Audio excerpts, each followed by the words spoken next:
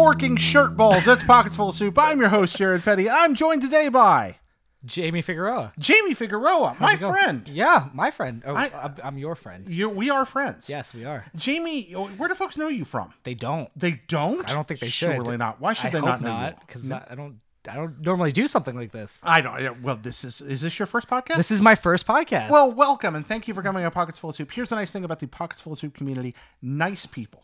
So they're going to be friendly to you. Hi, nice people. Yeah, hi, nice people. I'd like to thank those nice people, especially our Patreon producer, Robert Nieder, whose generous support makes this show possible, and all you who support us on Patreon, thanks a lot. But now, moving forward, we're talking about entertainment again. Pockets Full of Soup is the show about people and things that we're thankful for. And I decided to kind of go down this track. Lately, people have been talking a lot about the things they love to watch, to read, to do that make them happy. That's a lot of fun, so we're going to do that for a bit here. And we're going to talk today about The Good Place. Yes.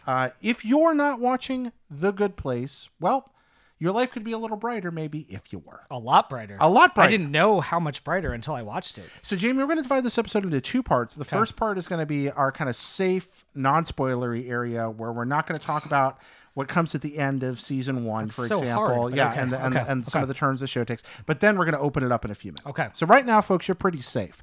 Jayme, real quick. Yeah. You went to film school.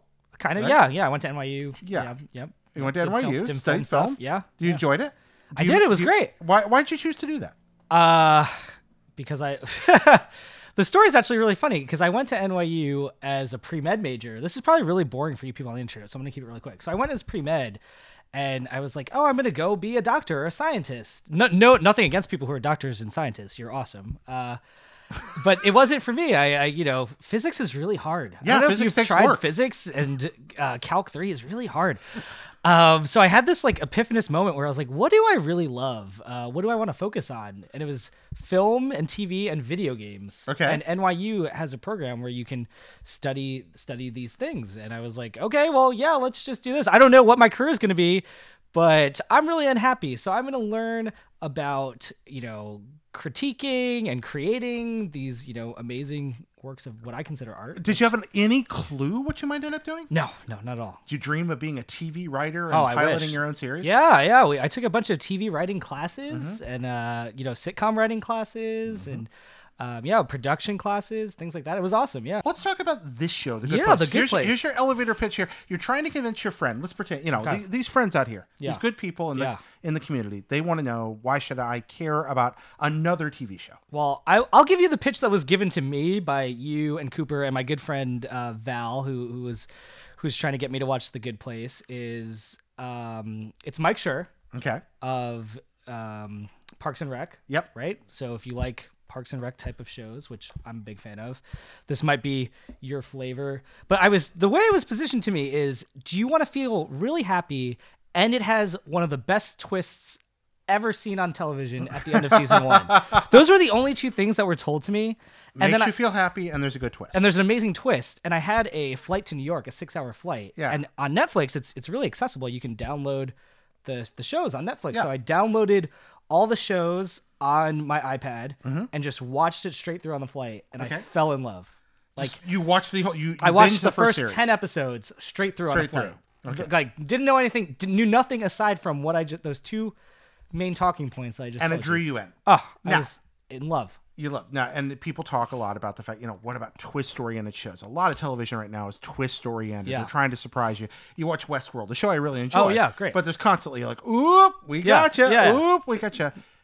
Good Place has that, Kind of. but they don't rely on it. No. But And that's the part that shocked me. What I love about The Good Place, especially season one, and this isn't spoilery, if it is, stop me, but what I love about Good Place season one is you think, and it's kind of like improv, right? Like, you think you have the game. You think you know the rules of the world. You think you know what's set up. And you see a lot of writers who write articles about the show say, and they just pull the rug out from under you. Right? But the show constantly does that. But it's not like Westworld or Game of Thrones where there's a twist and they're trying to mask that twist. And they're like, do you think you got it? You don't got it. Yeah. The Good Place is like, hey, here's a sandwich, right? You like sandwiches? Cool. Oh, nope, it's a hot dog. Gotcha. Right? Like, but like, they're not trying to say, is it a sandwich? No. Should I eat it? No, they just do neat, interesting things that move the plot forward. And then when you move into the second season, they just constantly find new ways to change things up, and it never feels gimmicky. No. What's the premise, real quick? Well, really not so. Kristen Bell dies and goes to heaven, or the good place, as it's called. But, for all intents and purposes, it's heaven. And you kind of learn through actually pretty early in the first episode, that she's actually a terrible person. Yeah, she's a horrible human being. She's a very, and I love her portrayal of this like terrible person who doesn't care about anyone but herself. And she realizes she shouldn't be there. And Ted Danson, who I love in this show. Yeah. He is phenomenal. Who's playing an angel? He's playing like this completely like celestial being. Yeah, he's the architect of their paradise, and he's just so happy to see her, and she's basically trying to fool everyone, but and also trying to figure out why she's there, because she really shouldn't, as you'll see if you watch the show. Right, because she doesn't want to get kicked out of heaven, but at the same time she's trying to. Who would? But then very quickly the plot thickens because we have three other ridiculously intriguing characters, all of whom you fall in love with for very different ways. Yes. So we have Chidi, Tahani, and then of course, everyone's. Wait, what are you going to say his name is? What are you going to say his name is? Because if you say his name is one thing, it's a spoiler. You know what? Okay. It's so hard to talk about this show without spoilers. You can't hide from Jason Mendoza. Okay. You just can't. Jason Mendoza. Who is somehow... Bortles! Who should not work. Jason Mendoza should not work as a character. He's too one-dimensional. He's too gimmicky. Is he one-dimensional? No, he's not. I don't but he think seems like he's going to be. It's just like, I'm a guy who says dumb things. Yeah. That shouldn't work as well as it does. But the writing...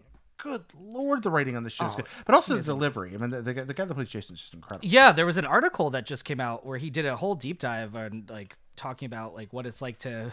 Because he's actually a very intelligent person. I don't think any human is as dumb as Jason Mendoza. Maybe. I don't know. I lived in Florida. Okay, well, which is where Jason Mendoza is from. Yeah, yeah. And no, I mean, forget. I'm not going to say nothing against Florida. If you're in Florida right now, you know what I'm talking about. Yeah, it's a delightful place, and there's Disney World. There's some odd stuff there too. Disney World is Disney World odd or delightful?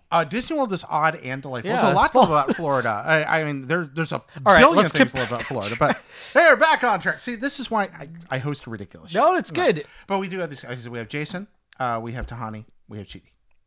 Along with Kristen Bell's character. So those are kind of core four. And then Michael, who's played by Ted Danson. And we're forgetting my favorite character. Yes, absolutely. My favorite character as well. A lot of people's favorite character, Janet. So, as Janet would say, not a character. Not a character. Yeah. Okay. So we're at the risk of running into a bunch of inside jokes here for people who don't watch. We have a cast of 4 very human people and 2 very non-human people that are both becoming more human.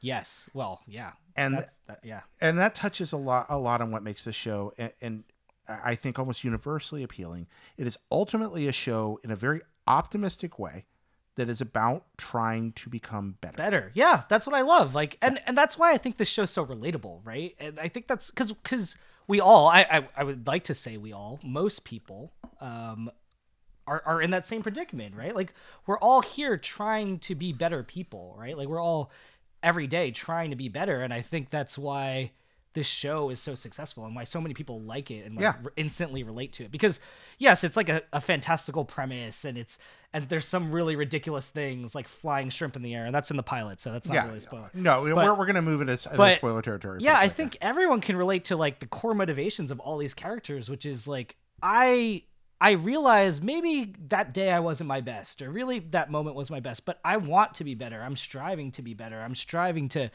improve myself and improve those around me. Yeah, it's like that's what the show's about. It's tremendously optimistic without ever feeling hokey. Yeah, I don't know how they do that. I don't know either. Yeah, it's because these people are placed in dilemmas, and they're definitely comedic dilemmas. Yeah. But it doesn't feel... It's it's hilarious. Funny. What makes it funny? I think it's because some of the lines that I kind of want to compare it to shows like 30 Rock, even though I'm not a big 30 Rock fan. or The Office, where the characters will say lines, one that you've never heard before, or two that you've never expected as a response to that situation. Yeah. Right? Like, I remember multiple times on this flight I was on, while watching the show, laughing out loud. And fortunately, there's an empty seat between me, but because if someone was next to me, I probably would have been annoying the hell out of them. But there's just moments where they say something that's so unexpected but you're like, that is hilarious, or something you've never heard before, and that's hilarious. Is there one that stands out for you? Anything that jumps out from that situation? Oh, or an man. example of that? I mean, I'm a big Hamilton fan, and so yeah. My favorite is in season 1, Michael's saying, "Oh, I've been practicing my brunch chit chat," and he says something. "Oh, you haven't seen Hamilton?" as like a joke, like of something people who brunch would say, and I laughed because I was like, yeah, that's totally the type of thing people at brunch would say. Yeah, it is what happens to people at brunch would say. And to steal again, our friend John Cooper's favorite line from the show, that when they're talking about why. So one of the things about the neighborhood, about heaven, is that it's full of frozen yogurt stands. The good place. The good place is full of frozen yogurt stands. And I love what Coop says about this. It's a line that Ted Danson delivers. And somebody asks him why there are so many frozen yogurt stands. And referring to ice cream, he says, there's nothing more human than taking something perfect and ruining it just a little bit. So you can have more of it. Yeah. And that's frozen yogurt. It's great. And I love that observation. It's going to be full. Also, puns. Oh, there's so many puns. We love puns. Yeah, if you don't like puns, you might not like this show as much. There's so many good puns. They go into pun overdrive, and very often they're not speaking them; they're just sitting in the background of some scene. It's incredible. Watching the signage, set design. The set design's amazing. It's the phenomenal. production design's great. It's a very colorful show. Yeah, some people are turned off by that too. I've found, but I love it. If you I get my gray on my Game of Thrones, and it's like a metaphysical Sesame Street. It's beautiful. It's beautiful in there. I love this. Why do you like the production design? What stands out for you? There's a lot of things that stand out. I think, like you said, it feels whimsical, but still grounded. Like it's not whimsical in a way where you'd be like, oh, like this is totally not a real place. Yeah. Which is weird to say about like fantasy heaven, right? No, they do a really good job of making you feel like it's a place you could hang out. Right, exactly. I mean, and it's a set, so of course you could, right? Yeah. Like it's clearly a set, but it's I don't know, it just makes me happy, right? Like I need more shows. Like I watched, a lot. I was watching The Handmaid's Tale, and I just finished that, which is phenomenal, but it's extremely stressful. Yeah. Right? Or shows like Better Call Saul, which is one of my favorite shows, but also a stressful show. Right. It's nice to have 22 minutes where you're just happy, Yeah. right? Like you're And watching and bright colors. I mean, and there are happiness. dramas and dilemmas and Right. murders and all kinds of ridiculous Murders things in heaven. In heaven, which is kind of fantastic. Help! I have been murdered. But It's so good. Attention! I have been murdered. But there are dramatic things that relate to character growth, but they're so layered in ridiculousness that it's delightfully fun. Oh, man. And I like that a lot. And you get, I think you talked about the production design, you talked about heaven and the groundedness of it. When you think about the idea of heaven, the idea that there's some kind of extra dimensional, metaphysical, post-life reality. Where you're going to have some kind of sensory conception and interaction with other sentient beings. And soulmates. And then, and how you depict that on TV. I mean, you think about medieval art and the way people depict heaven. Sure. You think, it's nothing like that. Exactly. Or you read down, well, it is and it isn't, because we're always trying to anthropomorphize heaven. We're trying to make heaven something that is human relatable. I love Star Trek. Yeah. I love Star Trek 4 so much, which is the one where they go to save the whales in San Francisco. Sure. You ever seen that one? No. Okay. And they travel back in time. Sure. And they're going to save whales. But there's a What part, kind of whales? Humpback whales. Okay, not orcas. No, orcas humpbacks can die. No, they're not orcas. Oh, orcas can't. I like orcas. You don't like orcas? No, I like orcas. I'm just saying, why aren't they saving the orcas? Because space aliens come to talk to the humpback whales. I'm sorry. Yeah, okay. This is way more than I'm going to go on. Anyway, Spock at one point in Star Trek dies and comes back to life. Yeah. So The McCoy, Search for Spock. Right. Star Trek 3, The Search for Spock. Yeah. Exactly. Okay. Yeah. So McCoy asks. I know some Star Trek. He asks Spock I'm after not he comes nerd back. illiterate. He's I'm a like, big nerd. "Hey, what?" He's like, "You were dead. Tell me about it." Yeah. He's like, "What was it like to be dead?" Right. And Spock says, "It would be impossible to discuss the subject without a common frame of reference." So he wants to kill him. And McCoy's like, wait a minute. You're telling me you can't tell me what being dead's like because I've never been dead? And Spock's like, yeah. Well, that's when you're trying to do this on The Good Place. I mean, we can't think about being dead. If being dead is like anything, we have no context for it. So they're creating a metaphor that works, that's friendly to our eyes and easy to absorb. Well, in that being dead here is very much like being alive. Yeah, it's very much. Right? And it isn't a lot of, again, you go back to medieval literature on this, a lot of, or you know, even, it's funny, even like scripture, a lot of, like, for example, Judeo-Christian scripture doesn't say a lot about heaven, actually. No. Very little. About afterlife, there's not a lot there, and so you get more this Dante's Inferno, for example. You got, you know, there's, right. But even that's anthropomorphized and metaphors. No, of course. I think I'm going down too long a road here. I'm rambling. I think so. Yeah, I think so. I think it's time to rein it in. I think we should rein it in and talk about Good Place and not the afterlife. Even though talking about the Good Place is talking about a afterlife. Yeah, and afterlife. Afterlife. And afterlife. Okay. Yeah, you're right. So let's go back to Good Place. Grammar. One. I don't know. It's an afterlife. Yeah, I know. I know. Thank you. This is all being edited out. Okay, great. So the reason the show moving on for a second, Jayme, the reason the show actually appears coherent is because we're cutting all this out. Great. I think we should move to Spoiler Town. All right, so we are... The spoiler place. The spoiler place. We are taking a move now, folks. We are moving ahead to the spoiler place. So, again, Friends of Pockets Full of Soup. I know that this recent entertainment focus is a little off the beaten path for us, although we've occasionally done our Riverdale dalliances. But I have been thinking an awful lot in this new year about the importance of just doing things because we enjoy them and how much part of life that is. That's too? That's why I'm here. So that's why we're talking about this, and that's why we may do one more of these too.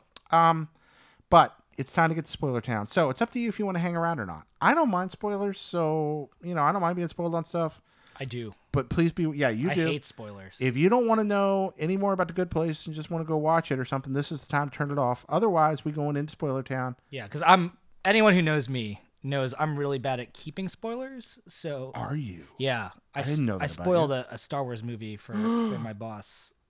I spoiled the Last Jet. No, not the Last Jedi. Force Awakens. You spoiled the Force Awakens for somebody? For Wong, my boss. Yeah. Oh my gosh. So I'm a terrible person. Yeah, you're a bad man. So I'm really bad at not spoiling. So like, seriously, I'm going to talk about everything now and assume everyone's caught up. So, but yeah, assuming you're caught up. Okay, so 5, 4, 3, 2. Spoilers. All right, we're going to talk about. They're in the bad place. They are. Sorry. See, I'm really bad. Yeah. I just spoiled it for you. If you like forgot to hit that, and you're like jogging, listening to this podcast, and you're like, wait, what? I was going to watch that show. What's going on? We warned you. Yeah, we did. We warned you as much. Sorry, as I had to get that out. All right, so yeah, okay. One of my all-time favorite. I love the Twilight Zone more than almost any TV show. One of the best Twilight Zone episodes is the one where the guy is in heaven that doesn't belong there, right? And then eventually figures out he's in hell. He's in hell, yeah. Right. So I saw about 5 minutes into that coming. The first episode? Oh yeah, I was just like, oh. See, but that didn't ruin it. No, it doesn't ruin it. It actually makes it better. Yeah. But so when I figured it out, and I think I don't want to give myself credit because everyone was telling me there was a twist. So like every episode, I'm like trying to figure out the twist. Right? Well, I'm I heard there's a twist too. What is it? What is it? Yeah. And I figured it out. I think like 3 episodes before the end of season 1. It's when they start giving you more backstory on Tahani and Chidi, right? Yeah. Because Eleanor clearly a bad person. The whole like Michael's and everyone's in on it. Like she shouldn't be there. Clear, right? And Jason. And I still kind of, until they kind of revealed the backstory about him, I feel like Jason is the least likely to be in the bad place of those 4. He almost feels like he should get a pass. Right. Like he's just too stupid to understand the things. Like his heart is in a good place, right? Like his motivations are never he's utterly self-centered. Right. That's his problem. He doesn't think about how his actions affect other people. But does he? I feel he like does later cares. on. Yeah. Oh, yeah. There you go. Character growth. Yeah. I mean, he does later on, but Jacksonville. Yeah. Yeah. Man, by the way, it sucked. The Patriots won that game. I was rooting for the Jaguars just because of the Good Place. Me too.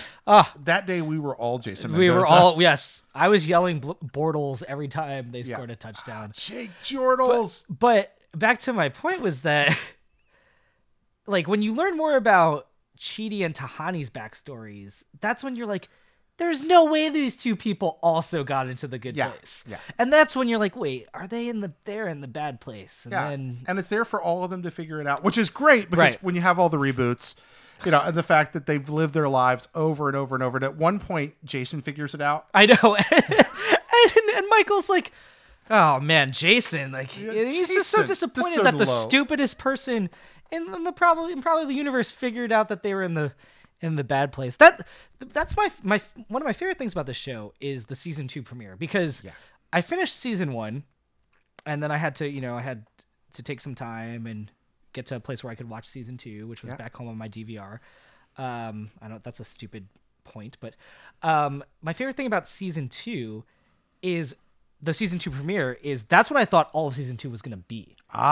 In my head, I was like, oh, okay, so season 2 will be like this whole thing playing out another way. Yeah. And then it could run this however long they want. Like season 3 will be, another reboot. But they don't. No, they take they take what you think this show's going to do, and they're like, nah, we're going to do it all in one episode, and then just keep moving forward. Like this show is like a train. Like they're not stopping. They're just... One might say it's a trolley going forward. And they have to make a choice about which direction they're going to go next.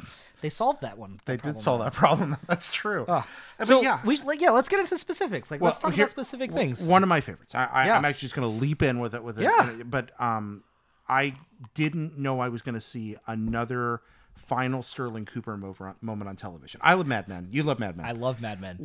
When Don makes his final goodbye to Sterling Cooper at the end of season 3. Yeah. They're standing there at the door, and Roger's just like, don't bother, when he reaches down, and they look in, and then they will leave. And that episode is the last time you see the inside of Sterling Cooper that I read. Until it's Sterling Cooper, Draper Price. Right. That office, but that office has been the cornerstone of the show. They blew up the neighborhood. They Sterling Coopered the neighborhood. Yeah, it's gone. Yeah. It's amazing. This place you've known, and I'm sure they're set. And we don't know. We're doing this podcast at an interesting time because we don't know what the new set's going to be. No. And I can only imagine what their set designers are like. No, or yes, we get to do something super exciting.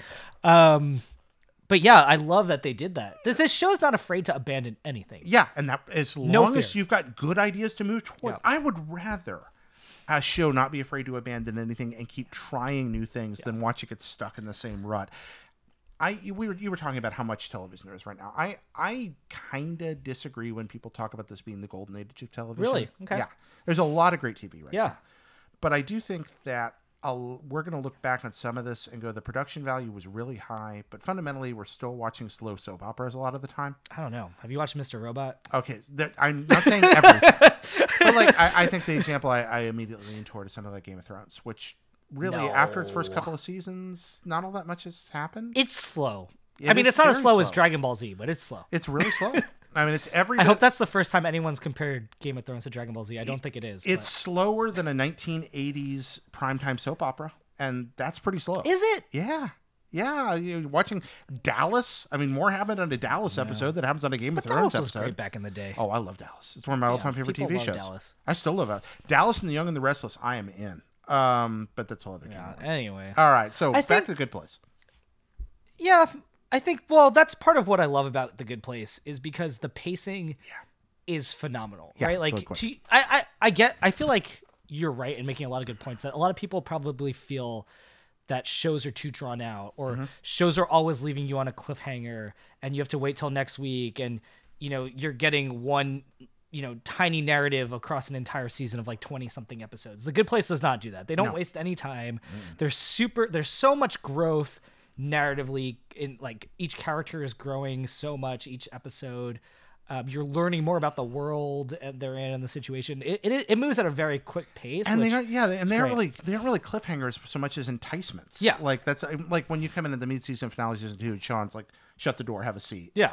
You're not like, oh no, what's going to happen? You're like, where are they going to go from here? Right. Exactly. It's great. It's funny because I feel like if I were writing the show or someone, I would say we're constantly writing ourselves in a corner, but they're never, these writers are so brilliant in that I do wonder if they have a vision for the long-term arc for the series, or if they're just doing it a season at a time, or I don't know. I'm curious. So I have a question for you in the spoiler territory. Yeah. All right. So in The Good Place, theoretically, we all have soulmates. Yeah. All right. Is your soulmate Eleanor, Chidi, Tahani, Jason, or is it Michael, Janet, or Mindy Sinclair?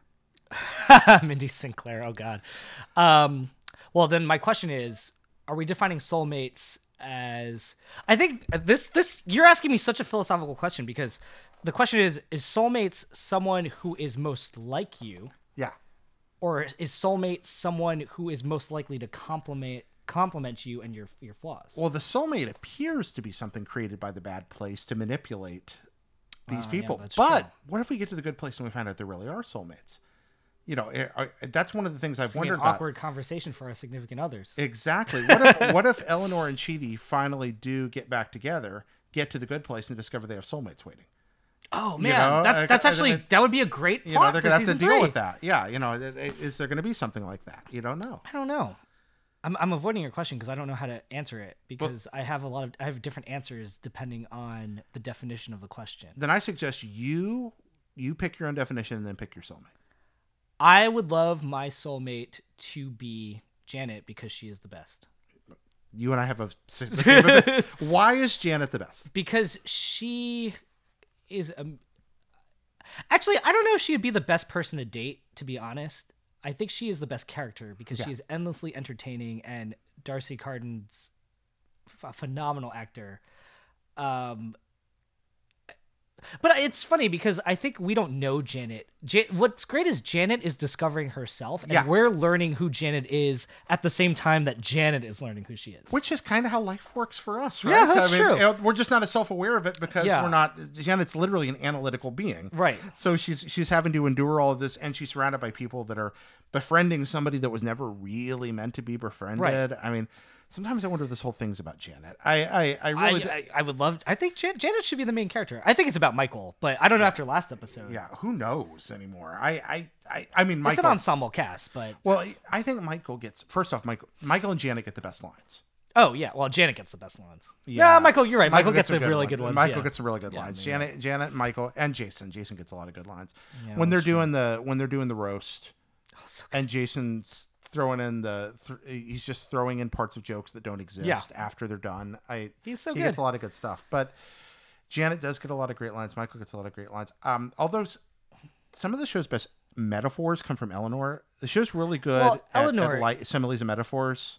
Like the hot, describing clam chowder as hot sea milk with dead animal croutons. So gross. When they put it in the fountain. It's disgusting. Well, they have the clam chowder lazy river. Oh my God. That sounds like when you see that, how did you not know you were in hell? Like the line from last season. Yeah. The line from last week's episode where they're like, we're in hell. Of course there's a gift shop. I was like, oh yeah, of course there's a gift shop in hell. Yeah. Yeah, I don't know. I think, I'm going to give you a short answer. My soulmate would be Janet because she has Hamilton tickets for when Daveed Diggs is coming back. Okay, there you go. I feel like I was going too long without answering your question, and we're going to get hung up on this. It's okay. Again, podcasts, but this is a pretty rambly podcast, so don't worry about that. Okay.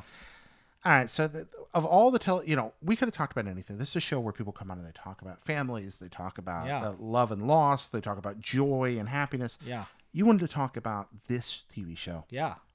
What is it about it that makes it so important to your life? Why are you thankful for it, Jayme? I'm thankful for it because we were talking about this a little earlier before we turned on the camera. But, one of my favorite classes I took in school was TV writing, but 22-minute sitcom writing, which is a very specific format. And we also talked about how, where TV shows are kind of moving toward long form and things like that.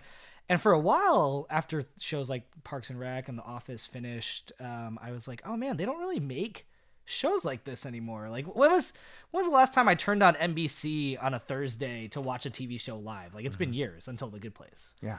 And I think they really nail that format. Like, it's like they nail the like comedic beats and the pacing. Like, the pacing, like, I think is even better than some of those other sitcoms I mentioned. But I think it's just masterful execution of the 22-minute sitcom format. And you would never say that because you think, like, when you think of great sitcoms, you think like Cheers and Friends, right? Like classics that people refer to as sitcoms. But at its heart, The Good Place is an amazing modern sitcom. It is, yeah. And there's Golden Age of television. I don't feel like there's amazing modern sitcoms anymore. No.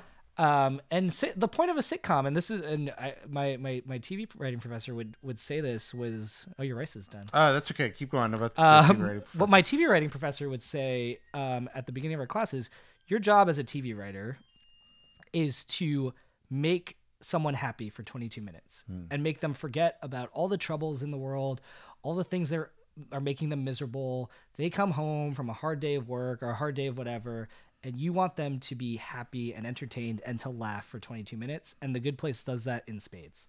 I think you nailed it. I really do. I think that's a lot of what I appreciated. You called it a modern sitcom. They took away the laugh track. Yeah, nobody minds that.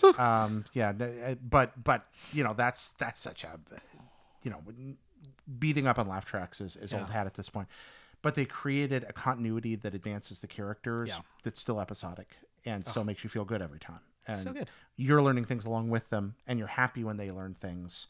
And when bad things happen to them, you're reasonably confident that it's going to turn out okay. And that's... Sometimes. Yeah, it does. I don't know. It's last episode. We'll see. We'll see what happens to Michael. I don't know. I think he solved the trolley problem. I think it's going to be all right. There's also really... And this is what good sitcoms do well. There's really touching moments. Yeah. Right? Like, you need those, like... They're like, haha, fantastical or funny... crazy moments, but there's also like that heart where there's those like touching moments, and like the end of the last episode where Michael sacrifices himself for Eleanor. He's a demon. He's a demon sacrificing himself for a human, which half of the first season he's talking about how stupid humans are and how but much he's still intrigued by them. He's curious, but I feel like Michael's journey is one from intrigue where he slowly learns respect and then compassion. Yeah, he's almost like a capricious god in the early, like I think it was Frank Cifaldi once talked about how like an old Superman comic, Superman's kind of like this like Greek god that's just playing with people. Yeah. He's just like, I think Frank's example was, aha, Lois and Lana, I've hidden a treasure at the bottom of the ocean. Whichever of you gets to it first, I'll know that one loves me more. But actually, it's all a plot to catch some bank robbers. And that's how he acts around people. And then as time passes, he matures into one of the great dramatic figures in the media. Right. Well, I think... Except for in Batman vs. Superman. That was not his fault. It wasn't Superman's fault? No, that was the writers and producers and everyone else's involved fault. Yeah. That's that movie. Anyway, sorry. That's a whole other episode. No, that's the bad place. That's the real bad place. We're living it. Oh God. Okay. But Michael, I think, is like that in a lot of ways. Yeah. He's somebody who went from being utterly detached to becoming more and more human. And it's interesting to watch a show that's supposed to be about what's existential and otherworldly, mostly being about what makes people people. Yeah, no, that's great. That's what's great about it. Yeah, I think the one character who I love this character. He's one of my favorite characters. Well, there's not that many characters. I love all the characters actually. Yeah, it's a small cast. Yeah, but I don't think Chidi has really figured that out yet. Well, Chidi perplexes me because I feel like he had a lot of character growth and then they kind of reset a lot of it. Mm-hmm. Well, I mean, they reset. He's the one that didn't catch up. Right. That's what I'm saying. Like everyone else, I feel like still has had that character growth, but he had that character growth and we've seen that from him. Yeah. So like we know what Chidi can become, but I feel like now he's kind of back to... Well, it's obvious that it's extraordinarily difficult for him because of all of them, he's probably the most acutely self-torturing. Right. I mean, Eleanor hurts herself quite a bit too, but he just eats himself alive. Right. And that's one of the hardest... Is there anything in the world that's harder to... Oh, okay, so I'm going to draw on a religious analogy here. Okay. Micro sermon. The Good Place, I think... Just a smaller sermon? Yeah. It's a homily, one might say. Okay. I think Chidi in a lot of ways represents dogmatism. And dogmatics. Yeah. Those which are slightly different things. But he represents some aspects of both of those. The idea that he has this worldview that's very informed, that's very well constructed, that he's bought into to protect himself. He's considered the various philosophies and theological angles and ethical angles of things. But in the end, he doesn't feel like he's worthy of it all. Yeah. He's a person fundamentally concerned with ethics, which is about living with other people, and he can't live with other people because he hates himself. If there's Do you think he hates himself? I think he hates himself pretty bad. You think so? Yeah, I do. I think Eleanor hates herself. I think Chidi hates himself every bit as much as Eleanor does. You think so? Yeah, but that's... I can see where there'd be room. I feel like Chidi's somebody that would have... At the heart of many of the world's religions is this idea of forgiveness, change, grace, but it's mostly about being willing to accept that idea. Mm-hmm. And he's not willing to accept it. Yeah. I think he kind of represents... And that makes him the hardest one. I agree. And I think you actually hit it Right. I think you're actually really right, because the last episode, him and Eleanor have that conversation where she confronts exactly what you're talking about with him, which they have that hilarious moment with her and Dax Shepard, who's her husband in real life. Yeah. And he's like, smash you later, because they have 2 kids. So I'm sure there's evidence that's that where he it's has coming from. smashed her before. But it's always funny when they do that. Like when they did it on Parks and Rec with Will Arnett. And when you have like even though they're divorced. Do you remember what's now the horribly like random and awkward Friends episode where Brad Pitt and Jennifer Aniston are having Thanksgiving dinner together? Oof. Yeah. That is awkward. It's hard to watch. It's awkward now. Yeah, very awkward. Oh well. Anyway, you were saying about Chidi and... No, I was just saying they have that aside where Eleanor is explaining to him, like, you are justified, and, you can be amoral in this situation because it's greater moral, it's more moral to save yourself. Also, they're demons. Who cares? Like, I think they are trying to solve that for Chidi, and you're right. They are kind of being a little slower with him. Well, he's looking for a systematic solution. And systematic theology is difficult. Systematic theology, which is the idea that, it's the idea. There's a lot of kinds of theology, but systematic theology is the idea that everything kind of fits together real nicely. Right. And that's a really messy thing to fool with. Oh, I know. Good Place is probably a little more informed by process thought and things like that. But rather than run down a theological rabbit hole, Chidi's going to have a hard time, probably harder than anybody. Although I'm wondering if more pain's coming to Hani's way yet. You think so? It's hard to, like, maybe we shouldn't talk about forecasting on this show because it's so difficult to forecast. Yeah, they do surprise us a lot. I never would have guessed that they would just obliterate their set, for example. But yeah, maybe. Tahani's such an interesting character, but she's so believable because there's so many people out there just like her. Yeah. Well, I mean, like, I would say Tahani is like it's hard to believe there's someone that stupid as, Jason Mendoza, or that obsessed with ethics as Chidi, right?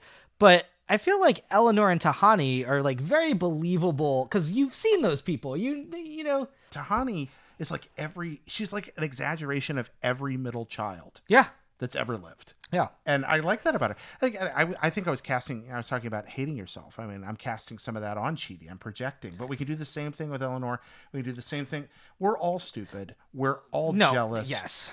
We all, to some degree, hate ourselves. Yes. And we're all horrible, angry, garbage people. But that's those 4. It's true. And that's why, like, that goes back to what we were talking about, like, the show being relatable. Like, it'd be one thing if they were like, here's a war criminal and he's in the good place. He shouldn't be there. Like, if someone who was like actually like malicious and evil, like, but no, these people are just flawed people, right? Mm-hmm. Just like we all are. Yeah, I think there's a degree of universalism to that I think is and sympathy, and I like that. That's good. We live in an age where in this country it's not especially smiled upon to look at people who are different than you or appear to be different than you as people you share an emotional and intellectual core with. But those 4 people could not be more different and more the same. Yeah. They were designed to hate, like, which is a great message. Yeah. It's a great message. I love the show. It's so good. In closing here, Jayme, what if it comes down to it, what's your good place look like? If you get to pick on. My actual good place or my good place that is the bad place? Designed to be a good place. I'd like to hear both, actually. Oh, man. That's a really good question. I've never thought about that, but my good place is somewhere where there are an infinite number of Avenger movies. Oh, that's what you want? Yes. I think your good place is Earth in 2018. There's only 4. That's not enough for me. Yeah, I know a lot of people are getting exhausted. But they'll make them forever. They stay wrapped on the 4th one. They're not making any more. They're going to kill... Oh, this is a rabbit hole. I could talk about Marvel forever. But they're going to make adventure movies till the end of time. Oh, man. Where every weekend, it's my good place is every Friday, there's a new Avengers movie. I don't know what I do in that world. Oh my God! I there's too many people. Too many people. No, not for me. I know. That's a lot of fair criticism. But that's what you want. But that's what you want. That's I was trying to think like I love that actually. That's kind of there's like every Friday there's a new Avengers movie. Yeah, and there's lots of we live in a great place with lots of great video games, but there's a lot of time to play every video game you want. Oh, and I can play a video game to completion, like a 50-hour or 80-hour or 100, like I can play Persona 12 or whatever. Without getting tired and without having to stop, just straight through. Just play it all the way. You don't have to sleep. Yeah. And you don't get that thing where you're like automatically like grinding along. Yeah, exactly. Like you're just because like my biggest problem is like I don't have enough time to enjoy the video games that like, and there's so many. So like during the week, and like there's like people I love there, and there's amazing pizza. And I like your heaven. It sounds it sounds pretty good, right? It's pretty low key. I like your good place. I feel like I would add more things eventually. Like there'd have to be like Japanese curry and some really good anime. There has to be some shorter episodes of Dragon Ball Z. I think those exist, right? Yeah, Dragon Ball Super is pretty quick. Just watch the super cut, right? Or the, they do have that quicker cut. Yeah, that's what's that called? I forgot. It distills the whole thing down into. I forgot. What's your good place, guys? I'd love to know. Please, ladies and gents, what's your good place? What's yours?